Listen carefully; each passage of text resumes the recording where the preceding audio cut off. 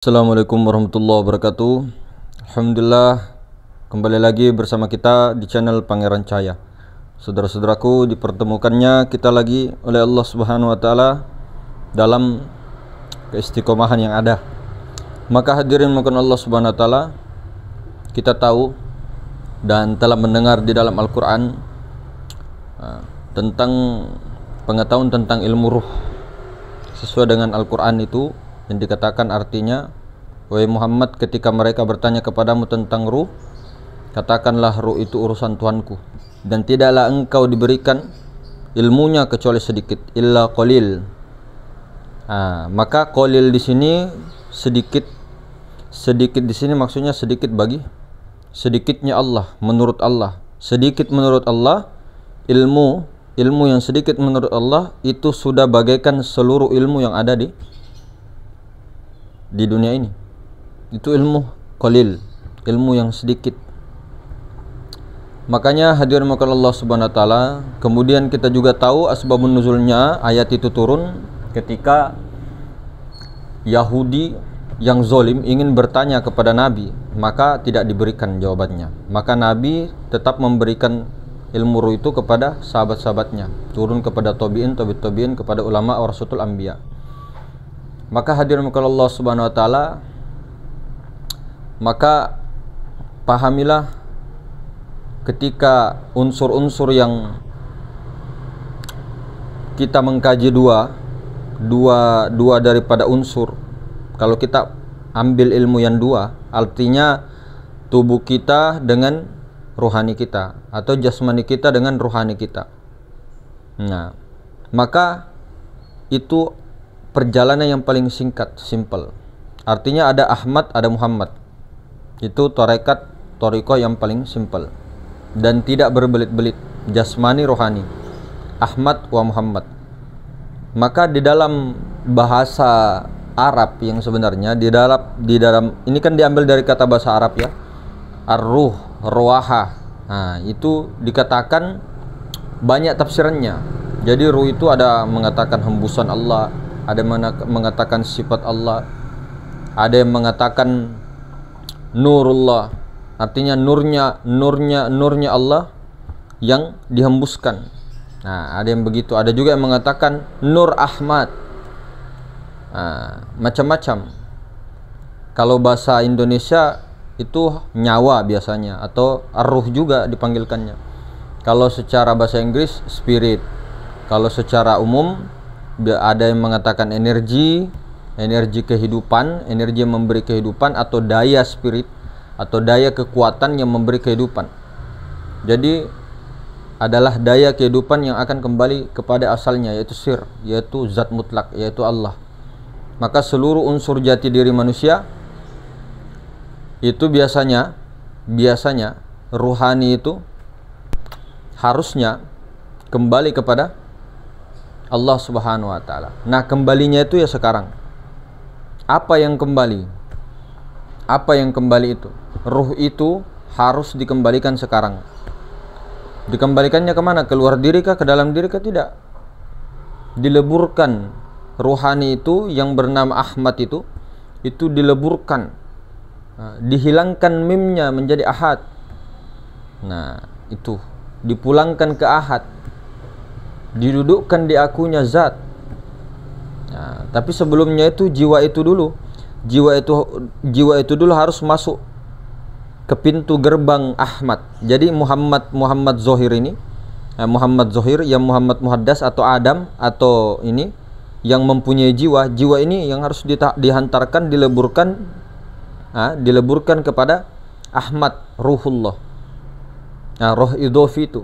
Nah, kemudian roh idofi ini atau Ahmad ini itu lebur lagi kepada ahad, lebur kepada zat Allah, lebur kepada rahasia, sehingga yang ada hanya rahasia. Maka rahasia ini nur Tuhan yang bernama Allah. Nah, sementara kita tahu nur Tuhan itu tiada lain daripada Tuhan itu sendiri. Namun jangan katakan, jangan dikalamkan. Hakikatnya dia juga. Maka hadirin bukan Allah Subhanahu wa taala, maka orang-orang yang tak memulangkan daripada apa hakullah, amanah daripada Allah itu sekarang, maka itulah orang-orang yang sebenarnya menzolimi dirinya sendiri. Dia akan menyiksa nanti jiwanya kelak di alam barzah, menunggu selama mungkin untuk terjadinya hari kebangkitan atau yaumul masyar, yaumul akhirat. Jadi secara hakikatnya memang di sini sekarang kubur di sini, alam barzah hakikatnya di diri.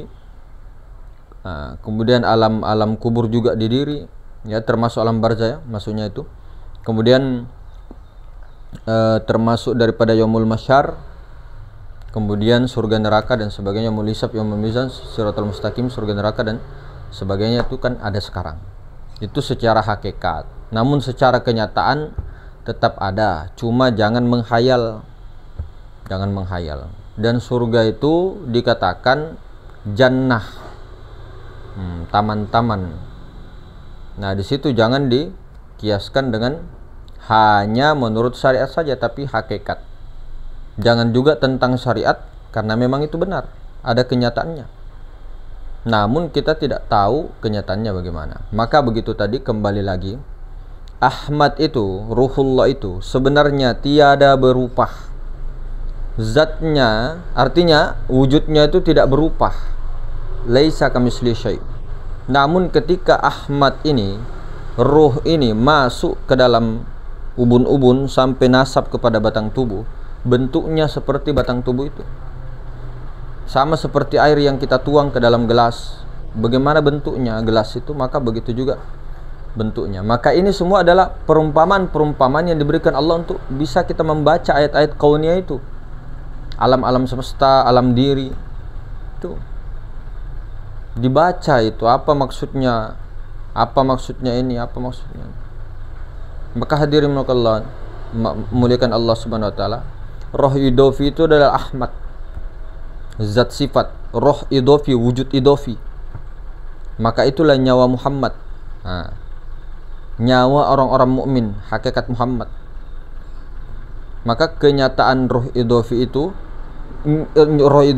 kenyataannya daripada Roh Kudus. Nah, Roh Kudus ini yang bernama Allah, zat mutlak, zat maha suci, nur ilahiyah, itu Roh Kudus. Itu yang bernama Allah. Kemudian tajalli bernyata kepada roh idofi daripada roh Kudus. Nah, roh idofi ini itu sifat hayat. Jadi roh idofi ini tajalli daripada maha suci, dari yang hayyul qayyum itu, yang hayyu, al hayyu, zat hayyun. Kalau yang ini zat sifat, zat hayat. Kalau roh idofi itu zat hayat, atau Ahmad itu. Ahmad ruhullah itu roh idofi.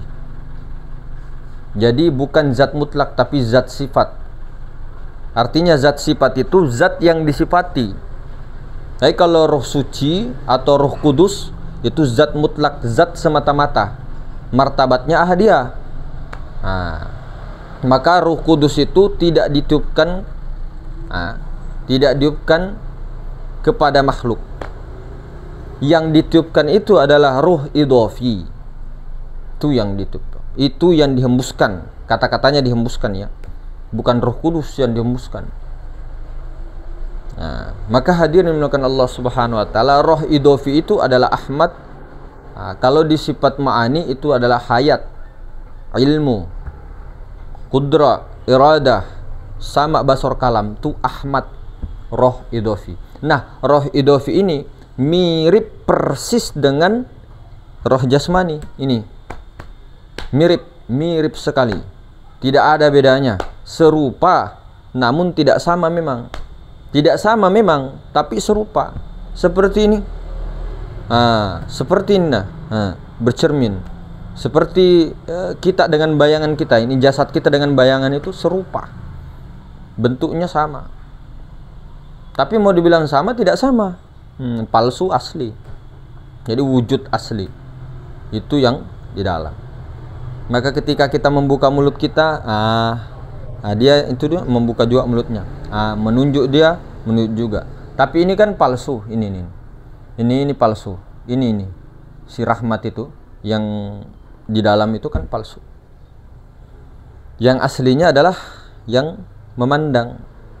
Yang memandang itulah Ahmad, yang memandang itulah basornya Allah Ta'ala. Basor itu Ahmad, Rasulullah itu Rasulullah hakikat maksudnya. Jangan sampai salah paham. Nah, ini yang Ahmad itu yang sifat Allah itu qadim.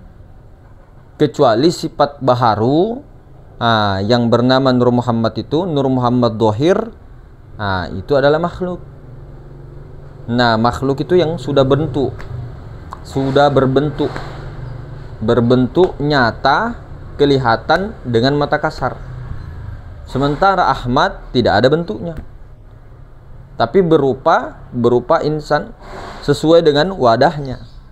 Yang dihembuskan kemana-mana, ke wadahnya ke wadahnya babi ya jadi babi, ke wadahnya anjing ya jadi anjing, ke wadahnya jerapah ya jadi jerapah, ke wadahnya singa ya jadi singa dia. Itu roh idhofi itu yang dihembuskan itu, wa nafakhtu fihi mir ruhi. Itu yang bernama ismuhu Ahmad. Itu yang dihembuskan roh idhofi, bukan Roh Kudus. Makanya kedudukan Roh Kudus itu kedudukannya ya bukan tempat, kedudukannya itu ada pada pusar, di dalam pusar itu. Di dalam pusar tubuh kosong, maha suci, tubuh la ta'yin, tubuh ahadiyah, tubuh zat mutlak.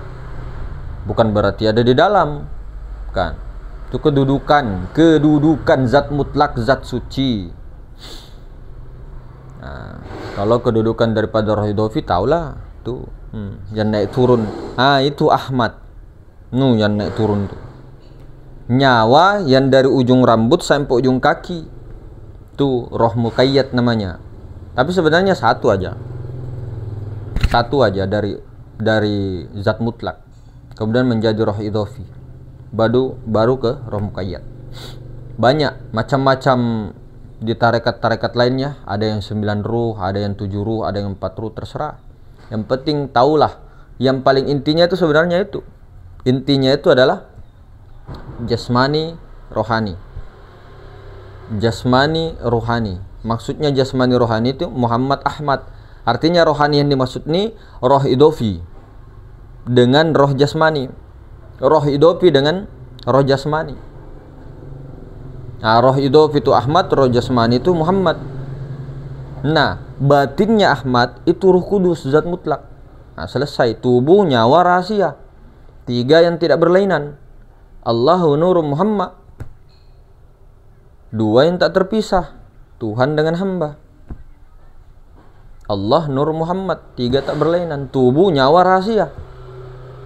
Atau mengatakan Allah Ahmad Muhammad, atau mengatakan Muhammad Rasul Allah, Allah Rasul Muhammad. Perhatikan loh ya, Rasul secara hakikat yang kita maksud. Itu. Jadi itu memang faktanya hadirin.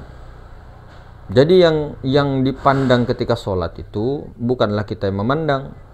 Yang dipandang ketika mendirikan sholat itu Allah yang memandang dirinya.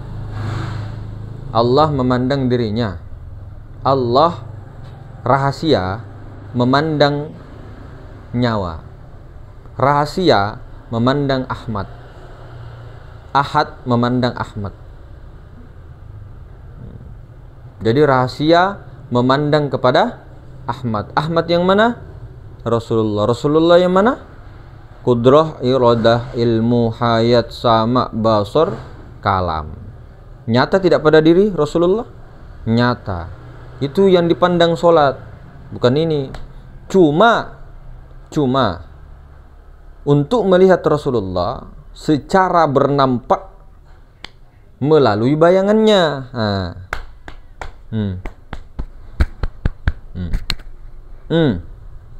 Bayangan saja wujud majasi ini, bukan ini yang disaksikan sebenarnya. Ahmad Nur Muhammad yang itu, yang Ahmad itu, cuma Ahmad ya harus melihat dirinya melalui cermin tuh. Artinya melihat bayangannya itu. Melalui bayangannya itu dia bisa melihat. Misal kalau kita itu zaman dulu belum ada cermin, melihat di air, melihat di air atau melihat di kuku atau melihat di mata temannya atau mata daripada gurunya. Di situ kan bisa bercermin dia. Dulu ndak ada cermin, Pak. Caranya bercermin dulu melihat mata di dalam mata itu dia bisa bercermin. Oh, itu maksudnya.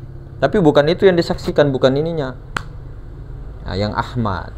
Jadi sir atau zat mutlak yang bernama Allah itu, yang maha suci itu memandang dirinya sendiri, sifatnya Ahmad Rasulullah. Nah, mungkin begitu saudara-saudara.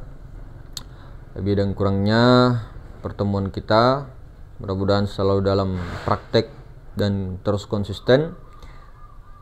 Pesan kita jangan sampai, ingat-ingat terus pesan. Mudah-mudahan bisa menjadi pengingat kan. Siapa tahu bisa menjadi pengingat, alarm lah. Kata-kata ini jangan lupa sadar lebih dari 5 menit. Tuh, pegang itu. Ingat kata-kata itu. Bayangkan wajahku. Jadi ingat kata-kata itu, jangan lupa sadar kepada Allah dan Rasulullah dalam lebih dari 5 menit. Nah, ini hanya kata-kata motivasi, semangat. Tapi ya namanya ini kan ada ikhtiar. Ikhtiarnya itu yang mujahadah dengan kudrah iradah Allah. Semua kembali lagi kepada waridnya. Jangan sampai kita ini pakai nafsu anania, yang ingin ini, yang ingin hebat, yang ini enggak. Pokoknya semakin habis semakin banyak yang hilang dari diri kemakhlukan kita. Itu saja. Ya, mungkin begitu. Assalamualaikum warahmatullahi taala wabarakatuh.